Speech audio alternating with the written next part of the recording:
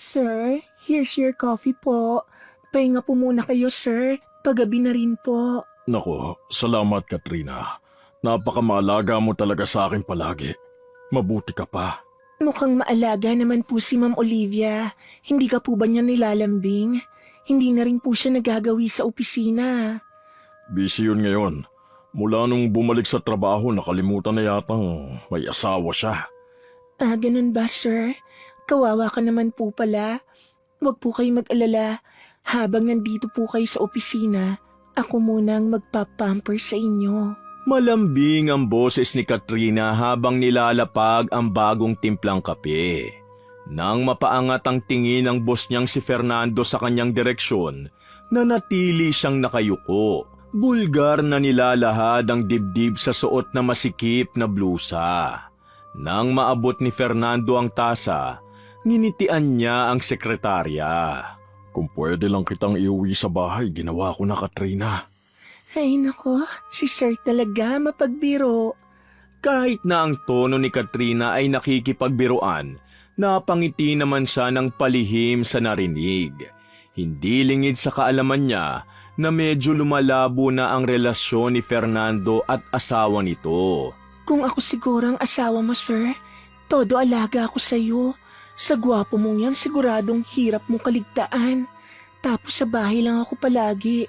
Maghihintay sa pag-uwi kasama ang masahe. Natawa si Fernando ngunit halatang bumibigay rin sa pahaging ng sekretarya.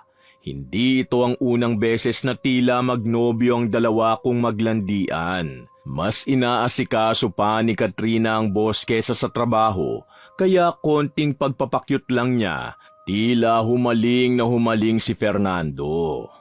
Pinobola mo na naman ako eh. Paano kita ngayon maiiwan yan? Dadala na lang kita ng pasalubong. Anong gusto mo? Since ayaw mo naman akong isama, kahit makauwi ka lang ng safe, sapat na sa akin. Umandar na naman ang acting skills ni Katrina. Kahit ganun ang sinabi niya, panay ang hawak niya sa kanyang leeg at malungkot ang ekspresyon ng mukha. Napansin agad ni Fernando na wala na ang dating kwintas na paborito nitong suotin. Nang makita ni Katrina kung saan nakatingin ang boss, pinigilan niyang hawakan ang leeg. Sorry, sir. Nasanay lang kasi akong pinaglalaroan ng kwintas ko eh. Sorry po. Anong nangyari? Nawala ba ang kwintas mo? Hindi po.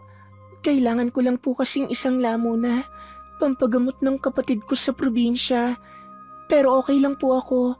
Wala namang katumbas ang material na bagay pagdating sa pamilya. Oh, honey, don't worry. Babalik din yun sa'yo. Akong bahala. Sinabayan ng munting iyak ni Katrina ang kasinungalingan. Ang totoo, wala naman itong kapatid at talagang tinago niya ang mumurahing kwintas para magamit itong kasangkapan para kaawaan ni Fernando. Ngunit dahil lulong si Fernando sa drama ni Katrina, baon niya sa isip ang ibibigay na regalo sa dalaga kapag bumalik na siya mula sa kanyang business trip. Wow! Ang bongga ng alas mo ngayon, Besa. Kanino galing? Bigay ni boss yan, oh. Shh! Hinaan mo nga ang bibig mo. Bakit hindi mo nalang kaya i-broadcast sa buong kantin? Kung makasigaw naman tong babaeng to. Sorry naman. So, bigay nga sa'yo ni boss? Mukhang seryoso na kayo ah. Anong plano sa'yo nun? Payag ka talagang maging kabit? Ibinalandra ni Katrina ang regalong kwintas ni Fernando sa kanya. Hawig nito ang dati niyang kwintas ngunit ang kaibahan, halatang original ito at mamahalin. Matagal nang magkakilala sina Chloe at Katrina. Parehong kumpanya rin ang pinagtatrabahuhan, ngunit si Chloe ay nasa ibang department. Kaya sa kantin lang sila nagkikita. Well, hindi naman niya ako papangakuan ng kung ano kung hindi siya seryoso. May plano nga siyang isama ako sa abroad sa susunod eh. Wow! Grabe ang alindog mo, Bes. Pero ingat ka, mabilis ang karma ngayon. Buti nga hindi na bumibisita ang asawa ni boss, kundi magkakagulo talaga kayo nun. Huwag kang ang kontra dyan. Hindi naman ako pababayaan ni Fernando kung sakali. Sobrang protective kaya niya sa akin. Baka nga yung Olivia na yun pang kalad ka rin niya palabas. Bilib talaga ako sa confidence mo, te. Pero 20 years din silang kasala, take note mo yan. Hindi naman niya siguro basta iiwan ang asawa niya para sa'yo. Alam mo naman ang mga lalaki, titigim lang ng bagong putahe yan. Pero sa misis pa rin uuwi. Nag-iba ang timpla ng mukha ni Katrina sa narinig at pati si Chloe natakot sa ekspresyon ng kaibigan. Mas kinilabutan pa siya nang ngumisi ito bigla. Kung ganon, ibahin mo ko. Sa tingin mo ba papayag ako na basta-bastang iwan? Ngayon pa, pagkatapos kong maranasan ang yaman niya, gagawin ko ang lahat para mapaghiwalay sila. Kahit isakripisyo ko pang sarili ko. Trust me. Joke lang naman, bes. Nagjo-joke ka rin naman, di ba? Medyo nakakatakot yung sinabi mo, ha? Sa halip na bawiin ang sinabi, tumawa lang si Katrina hanggang sa paalis na siya. Naiwan namang nakatunganga si Chloe at naninindig ang balahibo sa inaasta ng kaibigan. Habang pabalik naman si Katrina sa opisina, hindi sinasadyang nadulas ito sa tiles na nililinisan ng janitor. Hala, sorry po ma'am. Dito po sa kabila yung daan, pasensya na po. Doon lang napansin ni Katrina ang sign na basa ang daan. Ngunit imbis na magpakumbaba, nagawa niyang magalit sa janitor dahil sa pagkapahiya. Buiset, napakatanga mo naman. Simpleng trabaho, hindi mo magawa ng tama. Gusto mo bang masisante? Pasensya na po talaga ma'am. Huwag niyo po ko ipatanggal please. May mga anak po akong pinapaaral. Matanda na po ako Parang awan niyo na po. Pwes, ayusin mo sa susunod. Swerte ka na nga dahil may trabaho ka kahit bobo ka. Tapos patang-tanga ka pa dyan. Tumabi ka na nga. Nakakairita. Naiiyak na inayos ng janitor ang mga gamit habang si Katrina naman tinahak ang daan paalis. Sa halip na makonsensya, natuwa siya sa ginawa. Ganun pala ang pakiramdam kapag mas nakakataas ka sa iba.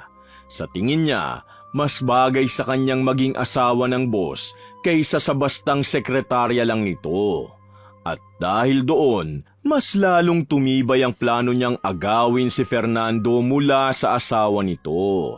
Oh my gosh, sir. Ang ganda nito. Parang ilang linggo pa lang mula nang binigyan mo ko ng kwintas. Ngayon, isang set na naman ng alahas. Thank you talaga, sir. Super spoiled na ako nito. Ayan ka na naman, Kate. Sir na naman ang tawag mo sa akin. Fernan na lang kasi. At isa pa, kulang pa yan sa pagiging sobrang mabuti mong sekretary sa akin. Bagay na bagay din yan sa'yo. You deserve that. Thank you, Fernan.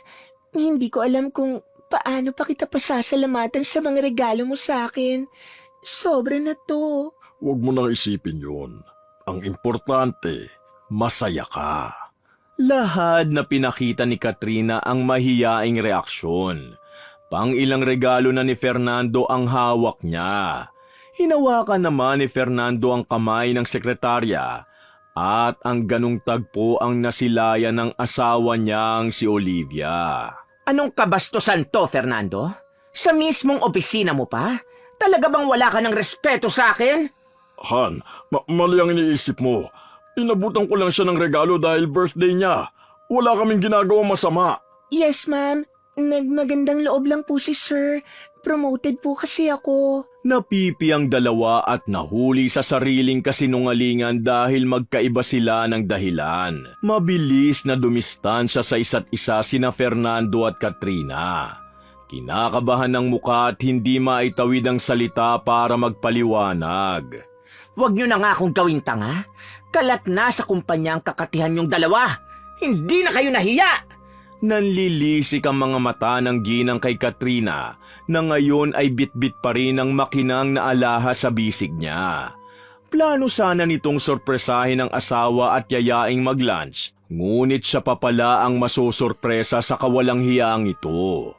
Papasok pa lamang sa office ay dinignan niya ang bulungan ng empleyado tungkol sa bagong kalaguyo ng asawa niya. Pati pamilyadong tao hindi pinalagpas ng kakatihan mo? At ikaw, Fernando, matanda ka na. Ngayon mo pa nagawang magloko? Nakakadiri kayong dalawa. Magpapaliwanag ako, Han. It's not what you think. Walang ibig sabihin ng lahat ng to. Natukso lang ako. Bingi si Olivia sa kasinungalingan ni Fernando at natigilan naman si Katrina sa narinig. Parang may biglang nagbura sa pantasya niya. Hindi napansin ni Fernando ang pagkatigil ng dalaga at agad na sinundan ng umalis na asawa. Naiwan naman si Katrina na puno ng puot. Sa isip-isip niya, talaga bang plano lang nito na gawin siyang kabit at wala siyang balak panagutan? Hindi pwede to. Kailangan kong gumawa ng paraan para mawala sa landas ko ang babaeng yon. Kahit pagkatapos ng ganap na yon, hindi pinakita ni Katrina ang pagtatampo sa boss niya. Mas lalo niya pang pinag-igihan ang pag-agaw dito. Laging naglalasing si Fernando dahil sa nangyari. Si Katrina ang laging hantungan ng kanyang pagdaramdam. Lagi namang present ang dalaga. Madalas na nilalaso ng isip ni Fernando na wala naman itong ginagawang mali. Sorry, Fernanda. Nang dahil sa akin, mas lalong lumayo ang loob sa'yo ng asawa mo. No, matagal na kami sira ni Olivia bago ka pa dumating. Kung wala lang kaming anak, baka matagal na kami naghiwalay eh. Ano nang gagawin mo ngayon, honey?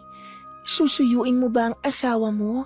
Kung gusto mo, ako na ang magpapaliwanag sa kanya ng nangyari.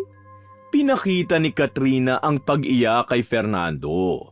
Yumuko pa ito at pinakunot ang mukha na para bang siya ang nahihirapan sa sitwasyon nilang tatlo.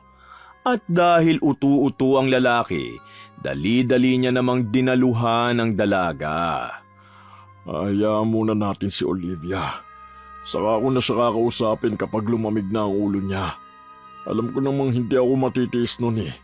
Sobrang tagal ng taon na sasayangin niya kapag nagkataon. Ako, paano pagkatapos? Iiwan mo na ba ako? Kailangan ko na bang maghanap ng ibang trabaho? Malabong mangyari yun. Ako nang bahala, okay? Don't worry. Gagawa ako ng paraan. Basta kahit anong mangyari, nandito lang ako, Han. Hinding-hindi kita iiwan. Dismayado man sa narinig na wala sa plano ni Fernando na hiwalayan ang asawa, hindi na lang pinahalata ni Katrina.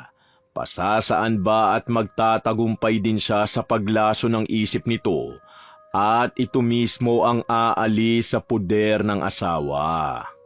Bes, balita ko nahuli ka ni Mrs. Romero ah. Ano nangyari? Sinabunutan ka ba niya kaya nagpapaayos ka ng buhok ngayon? Luka-luka, hindi. Walang panakot sa akin na matandang yun, no? Hindi nga niya ako masaktan kahit nanggigigil pa siya kasi laging nakabantay sa akin si Fernan. Aba, first name basis na lang talaga kayo ngayon ha? Baka sa susunod ikaw na ang asawa ng boss, hindi na ako magugulat doon. Kaya dapat mabait ka na sa akin ngayon pa lang, Bes. Malay mo, ma-promote kita agad kapag nagpakasal na kami. Meet Katrina Romero. Diba ang gandang pakinggan? Hindi gaya ng Olivia Romero, sobrang pangmatanda. Yak! Nagtawa na ng dalawang babae habang nagpapaayos ng buhok sa salon gamit ang company card na basta na lang binigay ni Fernando sa kabit niya. Habang tumatagal, mas lalong natatambakan ng trabaho si Katrina na hindi na niya pinapansin. Habang ang abubot sa katawan niya ay padagdag ng padagdag. Mas mukha na itong boss at hindi mo mapaghahalata ang sekretarya. Pero Bes, hindi ka ba natatakot na baka hindi rin kayo magtagal? Kasi 30 ka na ngayon. What if may makita si Fernando na mas bata sa'yo? Asawa nga niya na may lahi, nagawa niya panlukoyin, di ba? What if lang naman? Malabong mangyari yun. Kahit anong ganda o fresh pa na mga yan, wala silang panama sa alindog ko, no? Ay pak, haba ng hair. Baka papalapit pa lang sila, mabulag na sila sa kinang ng alaas mo. They could never. Nag-appear ang dalawa. Halata ang kawalan ng klas sa lakas ng boses nila. Ngunit habang pauwi, muling nanumbalik ang kaunting pangamba ni Katrina na baka tama nga ang mungkahi ng kaibigan. Na kung anumang tinatamasa niya ngayon, mawawala rin sa isang iglap. Pumasok sa isip niya kung dapat na ba siyang mabahala ngayon. Hoy, saan ka pupunta? Bawal ang mga intern sa floor ng boss. Excuse me, hindi ako intern dito. Boss mo mismo ang pakay ko rito, hindi ikaw. Gawin mo ang trabaho mo at tawagin mo siya. Aba, ang taas naman ng ere mo. Sa suot mong yan, paano ka nakapasok dito? Isa ka sa mga malalanding balak umaligid kay Fernando, no? For your information, taken na siya. Sinong tinatawag mo malandi? Takot ka ba sa sarili mong multo? Tama nga yata ang chismis tungkol sa'yo. Kahit budburan mo pa ng ginto yung katawan mo, amoy ko pa rin kung gaano ka kababa. Low class, cheap. Nakataas ang kilay na tiningnan ni Rebecca ang tinutukoy na kabit ng ama niya. Wala naman siyang plano na pagmalditahan ito, ngunit sa inaasa nito ay deserve naman pala nitong hindi pakitaan ng kabutihan. Kababalik niya palang galing sa abroad at ang balitang nagtaksil ang ama niya ang agad na sumalubong sa kanya. Hindi naman siya nagpapigil sa pagsugod sa opisina dahil gusto niyang makita ng harapan ang babae. Sinong tinatawag mong cheap? Kaya kitang palayasin dito. Subukan mo. Tingnan natin kung sino ang palalabasin sa ating dalawa. Hindi ako nagbibiro ha. Talagang ipapakaladkad kita. Tuturuan ko ng leksyon lahat ng malandi dito. Makikita mo! Hindi mapakali na tinawag ni Katrina ang guard sa sobrang panggagalaiti. Mula nang itinanim ni Chloe sa isip niya na anumang oras ay kaya siyang ipagpalit sa iba ni Fernando, naging paranoid na siya.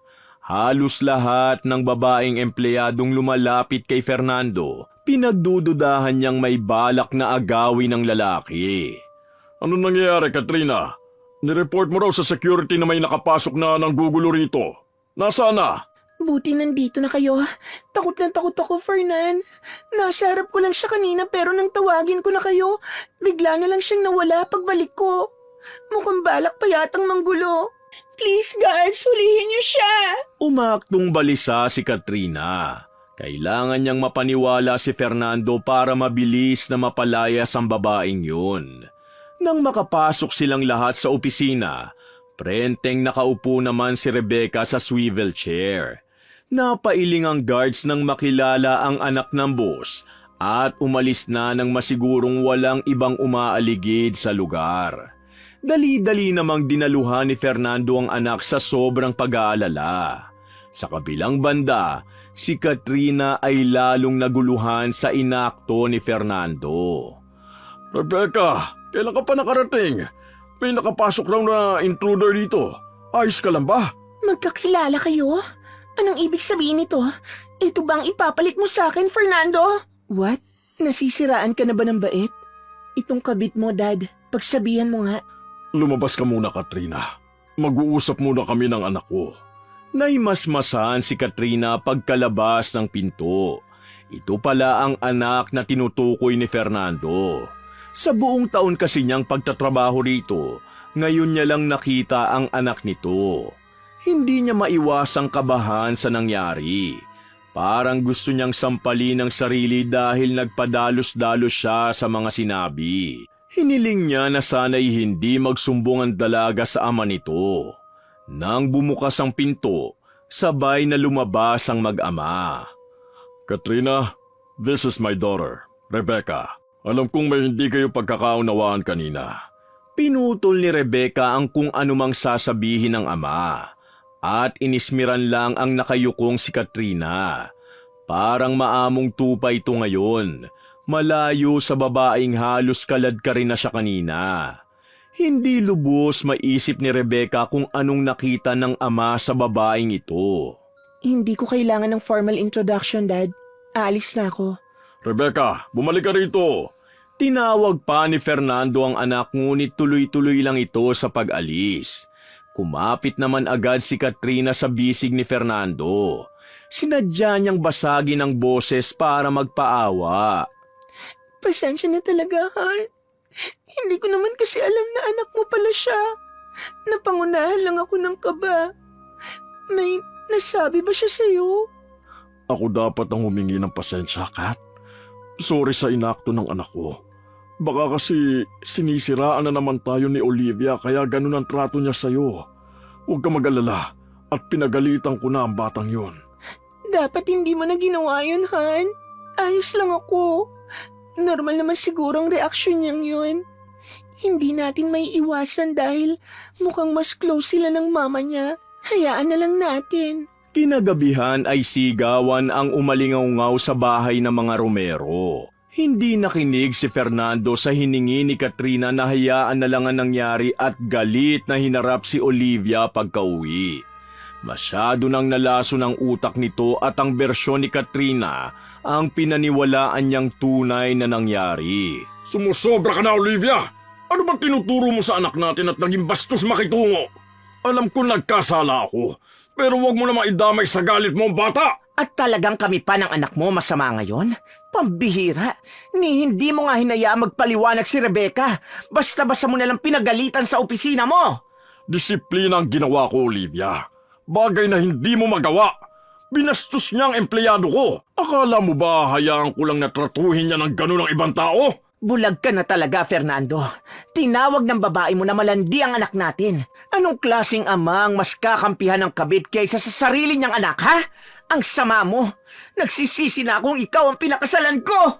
Matatag ngunit tumutulo ang luha ni Olivia habang iniwang tulala si Fernando. Hindi naman makapaniwala ang lalaki sa narinig. Iniisip niya kung talaga bang tinawag ni Katrina ang anak niya ng ganon.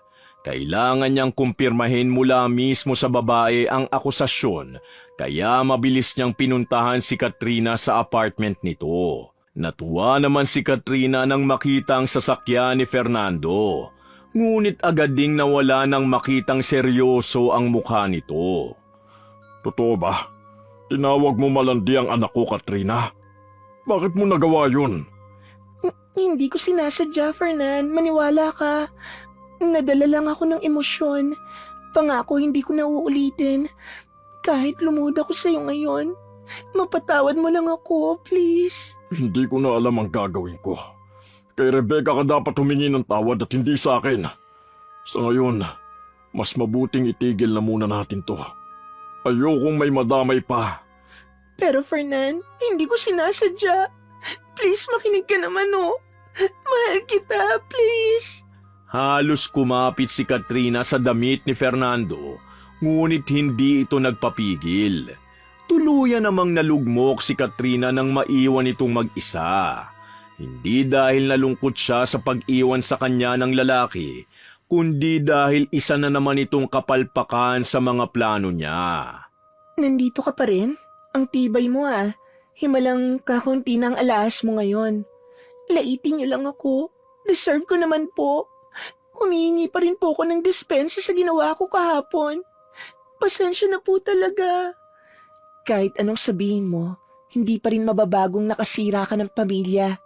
Sana masaya ka na sa resulta ng ginawa mo. Bumalik ulit si Rebecca dahil sa kahilingan ng kanyang ina na makipag-ayos sa ama nito. Aminadong may mali rin siya kahapon, kaya napilitan siyang pumunta kahit na ayaw niyang makita ang kabit ng ama. Saka lang ako magiging masaya kapag wala ka na sa landas ko. Kayo ng nanay mo.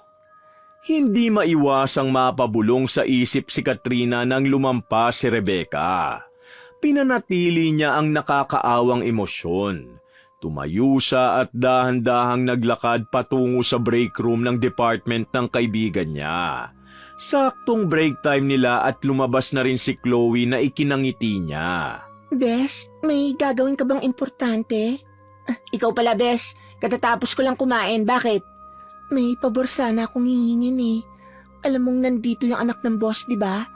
Umiiwas kasi ako ngayon pero kailangan ko pa rin tungtalin sa kanya. Ayoko magkagulo kami ulit. Kung pwede sana, ikaw na magatid nito, Bes. Naku, baka ako naman na mapag-initan yan, Bes ha. Labas na ako dyan. Hindi naman nun alam na magkaibigan tayo eh. Pabor din sa kanya yon. Promise, babawi ako sa'yo. Ililibre kita sa akinsi ng kahit na anong gusto mo. Sure ka dyan, Bes ha? Sige na nga, nasa na ba yung dadaling ko sa ate Chonang yon? Inabot ni Katrina ang mainit na kape kay Chloe. Siniguro niya kanina na ang paboritong drink nito ang gawin para tiyak na iinumin ito. Good timing din na nandito ang kaibigan, kaya hindi magdududa si Rebecca kapag ibang tao ang naghatid sa kanya. Nang makaalis si Chloe dala ang inumin, dumiretso siya sa CR at inihanda ang sarili. Magkasamang bumalik si Fernando at Katrina sa opisina. Panay pa rin ang pakiusap ni Katrina ngunit ayaw makinig ni Fernando sa mga paliwanag niya. Subalit laking gulat ng dalawa nang pagkapasok ng pinto ay kitang-kita ang nanginginig na katawan ni Rebecca sa sahig habang may bulang lumalabas sa bibig nito. Nakatayo naman si Chloe at nakatakip ang bibig habang hindi mapakali. Nang makita ang kaibigan, nabuhayan siya ngunit hindi niya inaasahan ang reaksyon ni Katrina. Chloe, anong ginawa mo? Wala akong ginagawa. Hindi ko alam kung bakit nagkaganyan siya bigla. Sinunod ko lang ang utos mo, Katrina. Tumawag kayo ng ambulansya! Rebecca, anak! Stay with me! Tulong! Guards, tulong! Bakit mo nagawa to, Chloe? Paano ka nakarating dito? Sinunod lang kita. Sumunod lang ako sa utos mo. Pahina ng pahina ang boses ni Chloe habang umaatras. Sinamantala niya ang pagsugod ng medik sa pinto at mabilis na iniwan ang lugar. Ayaw niyang lalong madiin sa kung anumang pinagawa sa kanya ni Katrina. Pinili niyang tumakas gamit ang fire exit, ngunit nang paliko siya'y naabutan siya ni Katrina. May kakaibang ekspresyon sa mukha ng babae na lalong nagpahindi kay Chloe. Salamat, Bes. Ngayon, si Olivia na lang ang poproblemahin ko. Walang hiya ka, Katrina. Nagawa mo pa ako idamay sa kabaliwan mo. Hindi na dapat ako nagtiwala sa iyong hayop ka. Walang pata sa mundo, Bes. Kailangang may alay para may tagumpay. At sa puntong to, ikaw ang nagsilbing alay. Demonyo ka! Hindi natuloy ni Chloe ang sasabihin nang malakas siyang itulak ni Katrina sa hagdan. Tumutulo ang luha ni Katrina na tinignan ng kaibigan sa huling pagkakataon. Umiiyak siya hindi dahil sa konsensya, kundi para maipakitang wala siyang kinalaman sa nangyari. Kumusta na ang anak ko, Dok? Kailan siya magigising, Dok? Magiging okay lang ba siya? As of now, stable na ang kalagayan ng pasyente. Pero ikinalulungkot ko na magiging matagal ang recovery niya at hindi sigurado kung kailan siya magigising. Sobrang daming laso ng na-ingest ng anak nyo. She needs all the rest she could have. Ayon sa investigasyon, walang motibo o personal na galit si Chloe sa biktima. Base na rin sa ebidensya, nakalagay ang pangalan ni Katrina sa cup at galing kay Chloe ang kape. Lumabas na ang tangkang lasunin ni Chloe ay si Katrina at ang motibong nakikita nila ay inggit. Sa sobrang guilt ay nagpatihulog ito sa hagdan sa halip na sumuko sa pulis. Hindi man natuluyan si Chloe, ngunit nagtamo ito ng maraming injury at hanggang ngayon ay nasa kritikal na kondisyon. Hinihintay nila itong magising para litisin. Sorry, anak. Kasalanan ko lahat ng to. Patawarin mo si Dad. Walang magagawa ang pag-iyak mo, Fernando. Umabot ka na sa sukdulan. Maghiwalay na tayo. Ibibigay ko na ang kalayaan na gusto mo.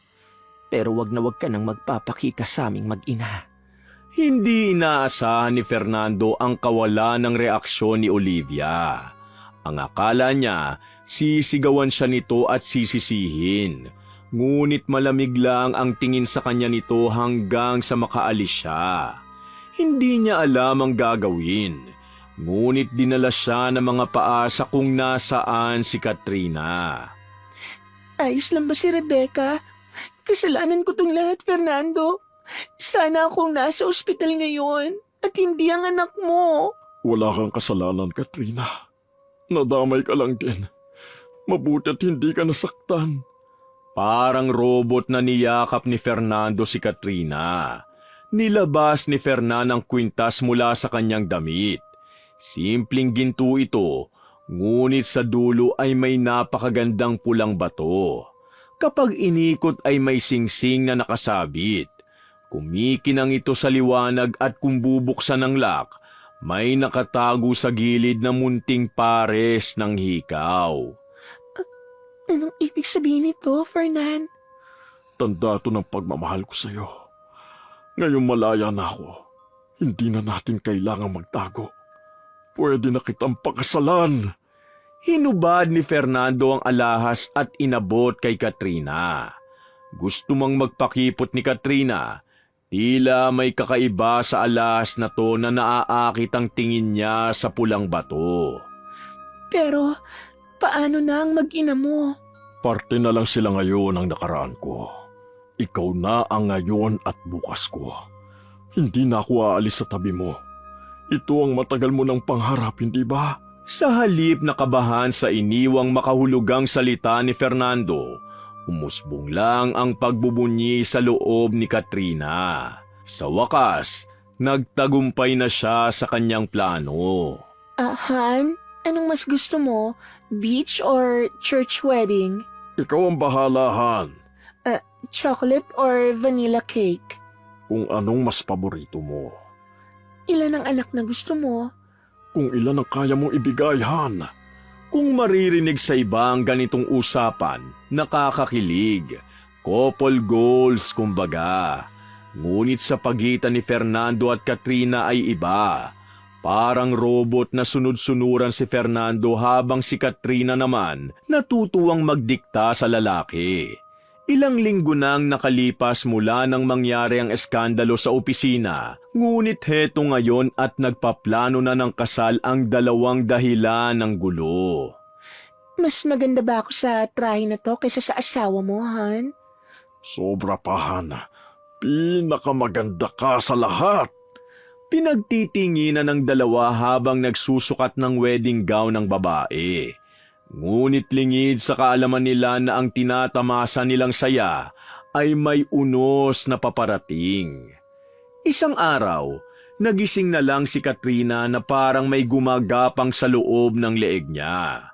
Pati sa tenga at daliri kung nasaan ang engagement ring ay parang tinutusok-tusok siya. Noong una'y simpleng pangangati lang, ngunit habang tumatagal, lumalala ito. Sa sobrang kamot niya ay nasusugatan na niya ang kanyang balat. Nang minsang kapain niya ito, may maliliit na butas siyang nahahawakan. Nakakainis! Napakakati! Ano ba nangyayari sa akin? Ang hapdi nito, Han! Tanggalin mo muna yung alahas, baka allergic ka eh. Ibalik mo na lang kapag magaling na. Nagreklamo si Katrina ngunit sinunod din ang payo at tatanggalin na sana ang suot. Nang nagulat siya dahil kahit anong hila niya sa ginto, tila nakadikit ito sa kanyang balat. Hindi na siya mapakali sa oras na ito. Tutulungan na sana siya ni Fernando nang may makita itong tila itim na linya mula sa tainga ni Katrina. Nang mas lalo niyang lapitan, nagulat siya nang may lumabas na ahas sa mismong butas kung saan ito nagkakamot kanina. Kadiri! Ano yung lumalabas sa balat mo? Anong ibig mo sabihin? Tanggalin mo na ito, please! Sa pagkapa ni Katrina, napatili siya ng sunod-sunod ang paggapang ng mga ahas mula sa lahat ng butas ng kanyang mga sugat. Parang mga linta ito na kahit anong pagpiglas niya, ayaw mataktak mula sa kanyang balat. Halos himatayin siya nang lumakbay ang isang ahas mula sa kanyang leeg at dumiretso papasok sa kanyang tenga. Sisigaw na sana siya ng tulong kay Fernando nang makita niyang wala na ito sa bahay. Siguro, naganap na ng tulong yon. Kailangan ko lang mag-relax. Relax, Katrina. Panaginip lang to. Pagkagising mo, kasal ka na sa lalaking pinapangarap mo. Pilit mang lukohin ni Katrina ang sarili. Ramdam niya ang paggapang ng mga ahas sa kanyang balat. Dagdag pa na lalong lumala ang kati. Nang lumipas ang higit isang oras na di bumabalik si Fernando, doon niya napagtanto na iniwan na siya nito. Tulong! Tulungan niyo ako! Fernando, bumalik ka! Walang sumagot sa paghingi niya ng saklolo. Namimilipit na humanap siya ng pantakip sa kanyang katawan. Pilit niyang binaybay ang daan palabas ng kanyang bahay para humingi ng tulong. Subalit iniiwasan lang siya ng mga taong nakakasalubong niya. Sa paglalakad niya, dinala siya ng mga paa sa ospital. Papasok na sana siya nang may mabangga siya. Natumba siya dahil sa lakas. Tulungan mo ako, please. Ma'am, tulungan niyo ako. Tama nga ang hinala ko. Ikaw nga yan. At nasa iyong regalo ko. Hindi man lang siya nagulat sa kalagayan nito. Namumula ang balat mula leeg at kahit natakpan ng balabalay kita ang nagpupula sa naahas sa katawan. Ito ang alahas na nagbubuklod sa dalawang nagsumpaan. Binigay niya ito kay Fernando bilang simbolo ng katapatan. Ngunit mukhang talagang isinuko na ng asawa ang lahat sa kalaguyo niya. Ito na ang ebidensya at nagmamakaawa sa kanya. Bakit kailangan sa akin pa mangyari lahat ng to? Nagmahal lang ako, Olivia. Anong masama sa ginawa ko? Dahil yan sa kasakiman mo, Katrina. Huwag kang mag-aastang kawawa dahil hindi ikaw ang biktima rito. Alam mo ba ang suot mo ngayon? Pinasa pa mula sa ninuno ko. Dati hindi ako naniniwala sa kulam. Ngunit sa itsura mo ngayon, may bisa nga. Talagang ikaw ang napili. Ikaw ba ang gumawa sa akin ito? Ganito ka ba kagalit kaya mo ako pinahihirapan? Hanggang ngayon ba sisisiin mo ang lahat maliban sa sarili mo? Gumising ka sa katotohanan, Katrina. Balikan mo lahat ng ginawa mo bago ka humantong sa ganito. Maawa ka sa akin, Olivia. Nagsisisi na ako. Alam kong malaki ang kasalanan ko sa iyo, sa anak mo, pati na sa ibang taong nadamay ko. Alam kong hindi matutumbasan ng ilang milyong paumanhin ang ginawa ko. Nagbabago na ako, pangako. Pakiusap, palayain mo na ako. Napabuntong hininga si Olivia at siya mismo ang nagtanggal ng nakakabit na alahas kay Katrina. Pagkatapos noon, dahan-dahang naglaho na parang bula ang mga ahas. Kumipot ang butas sa balat ni Katrina, ngunit nag-iwan ito ng marka. Salamat, Olivia. Tutuparin ko ang pangako ko. Magbabago na ako. Hindi ko to ginawa dahil naaawa ako sa iyo. Para to sa anak ko. At dahil hindi ako kasing baba ng level mo. Kagaya ng mga markang habang buhay na mananalaytay sa balat ni Katrina. Lahat ng kasamaang nagawa niya ay lagi niyang dala pati na ang leksyong binigay nito. Nang makarecover si Rebecca at Chloe, taus-puso siyang humingi ng tawad. Ang mga luma niyang alahas ay binenta niya at ang perang nakuha, ibinigay kay Chloe at sa pamilya nito. Hindi natatapos dito ang kanyang pagbabago. Nagpakalayo-layo na rin siya mula sa mga taong ginawan niya ng atraso.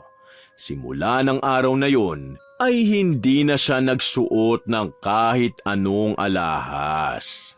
At tuluyan niya nang tinigilan ang pagiging ahas. Wakas!